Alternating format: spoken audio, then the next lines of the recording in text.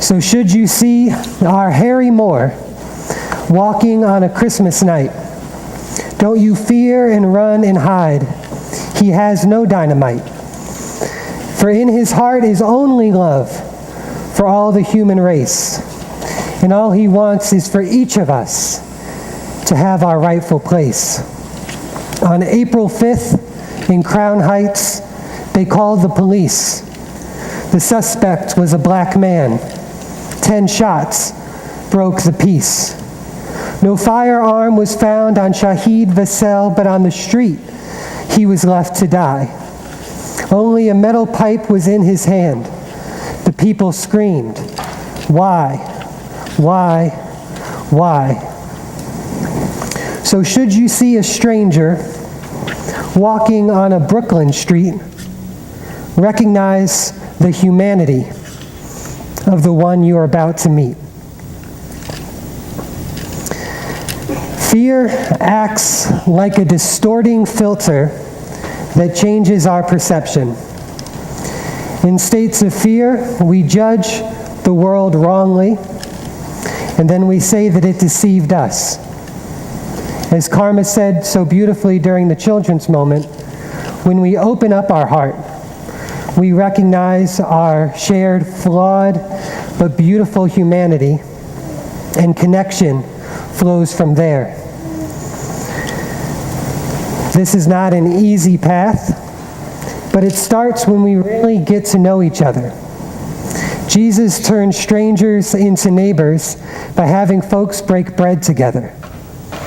Shared meals brought people off the street together with tax collectors, zealots with Pharisees. In the shared communion, Jesus' teaching to love our neighbor as ourself could actually resonate. Across the table, we can see beyond labels. Toward the end of the Gospel of Matthew, Jesus took it one step further. How we treat the most misunderstood, the most forgotten stranger is actually how we're treating Jesus himself. In this morning's scripture, Jesus is still teaching this lesson even after his death. Appearing in the form of a stranger, he meets 2 disciples on the road to Emmaus. Most of Jesus' disciples, other than the women, had abandoned, denied, and fled from him only days before, and these 2 on the road were amongst that crowd trying to get out of town. They were walking from Jerusalem, the site of the crucifixion, to Emmaus. This small town 7 miles from the city is the place that we go to escape. When the world becomes too much for us, we flee to Emmaus. When we can't face reality anymore, we hide in Emmaus. As the disciples were walking blurry-eyed from fear and shame, Jesus came near and went to them, but their eyes were kept from recognizing him. Both Christianity and Buddhism teach that most of the time we can't see reality as it actually is. We live under an illusion of separation from each other and from the world. Our eyes are kept from recognizing our interdependence, like we're sleepwalking. We need one another to stay woke, to remind us that our fates are intertwined. But we are living in a time when it is extremely difficult to face reality. And honestly, sometimes getting out of bed in the morning is a wonderful accomplishment, given all of the distressing news that we encounter. A small sampling from this week includes that our Environmental Protection Agency is an absolute mess. Our trade conflict with China is only escalating. And black men are continued to be gunned down by the police. We also have parts of our personal life that we don't want to face that lead us to Emmaus. And yet this morning, on the Sunday after Easter, which in Europe is called what, Heather? Low Sunday, we have decided to wake up, get out of bed, and be with one another. Even our Facebook Live community, we're all here and we are here to reconnect with God and to one another, what is most needed right now. Amen. The beauty of this story is that God meets us no matter where we are. God meets us even on our Emmaus roads when we want to run away. God meets us not in a spirit of judgment and condemnation, but as an act of friendship and communion in all places. Religions and people, we want to deem some places secular and other places sacred. But God is everywhere and in all things. Wherever you are, God is. This morning's story signals that God understands that we have seasons where we have to retreat and we have to tune out. The divine gently comes in the form of other people to walk alongside us, to comfort us, to challenge us, to simply be there. Think about the people this week, unexpected people who have come to your side. Our saving grace are our relationships. This week, God came to me in the form of a barber over at the barber shop on South Fullerton Avenue. It was my final stop on my Emmaus Road before I had to go to court in Westfield. Later that day was the mediation for the Civil Disobedience Act that Reverend Ann and I participated in on behalf of DACA and the Dreamers. That afternoon, I was blurry-eyed and I just wanted to get the day over with. But as soon as I walked in, I saw Jay, the barber, who I've been going to for about the past year, and he goes, "My guy." Immediately, I walk in and we give one of those bro hugs, and it actually wasn't awkward for once. And he told me that I could have the open chair because the person who was supposed to be at that time didn't show up. I was dressed in a suit, so Jay immediately asked, "What's the occasion?" "I'm actually going to court today," I responded, and proceeded to tell him the whole story. "What are they charging you with?" I started feeling pretty awkward and misspoke.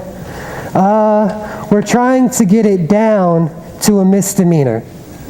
I meant to say a municipal charge, but I said misdemeanor. So Jay gives me this look and he goes, "Wait, for a sit-in, they're charging you for a felony, bro? They're charging you for a felony, bro? Who's representing you? Let me represent you." I quickly corrected myself, and in a moment of laughter and connection, Jay opened up and he told me about all the issues with the law that he had growing up, all the issues that he had overcome. And in that moment of connection, it really put everything in perspective. All the barriers that could have separated us fell down.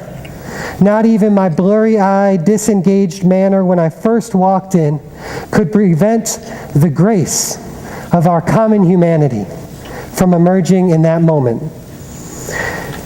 Moments of connection are what make reality bearable. When we risk truly being seen by one another, and when we take the time to see each other, the grace of our common humanity can emerge again. Saheed Vassell of Brooklyn was well known to his neighbors in Crown Heights. He had been a fixture in the neighborhood for decades. Vassell was known as a quirky neighborhood character with some mental health issues, but everyone in Crown Heights knew that he meant no harm.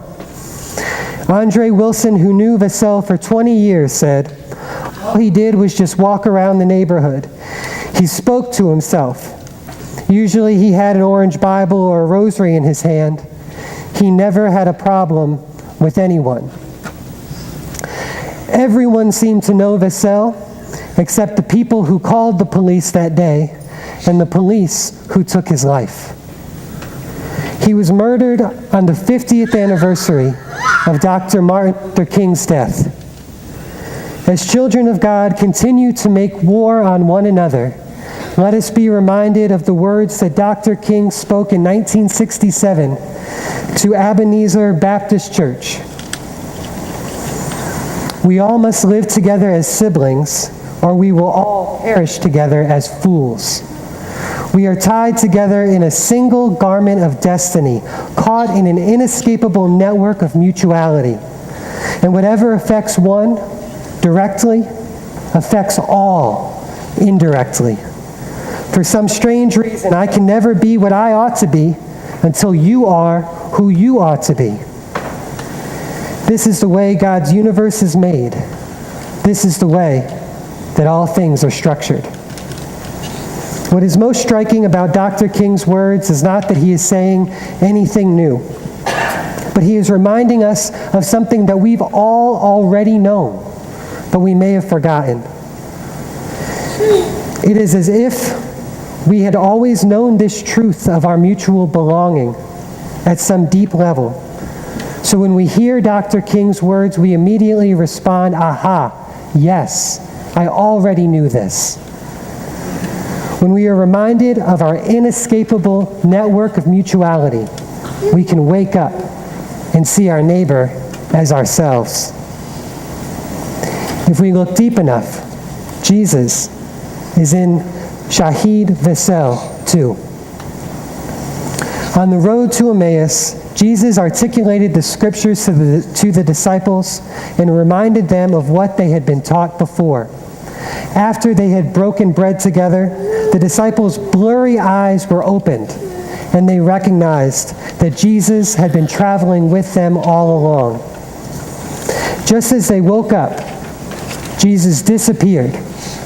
The last time I preached this sermon, or not this sermon, but a sermon on the road to Emmaus, I got to this part where Jesus disappears when their eyes are opened, and I completely forgot what I was going to say.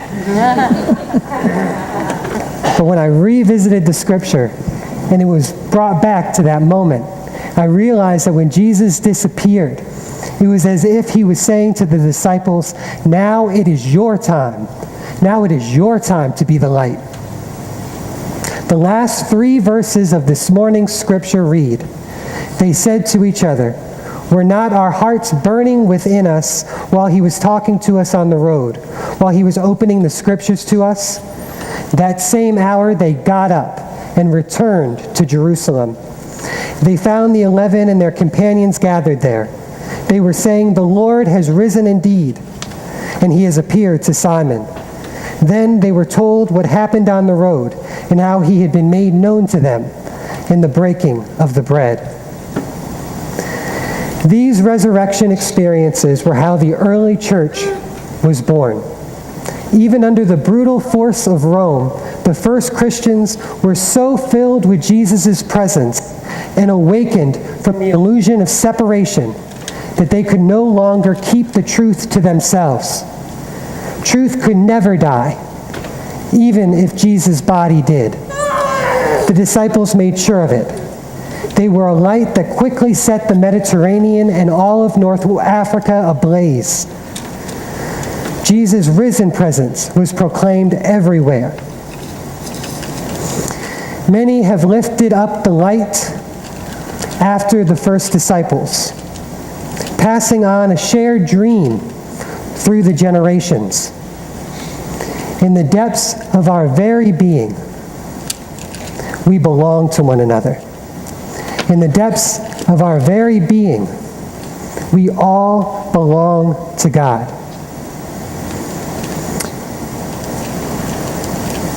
And this we say of Harriet and Harry Moore, Shahid Vesel, and Jesus Christ. No bomb can kill the dreams we hold, for freedom never dies. Freedom never dies, I say. Freedom never dies. No one can kill the dreams we hold, for freedom never dies. Amen. Amen.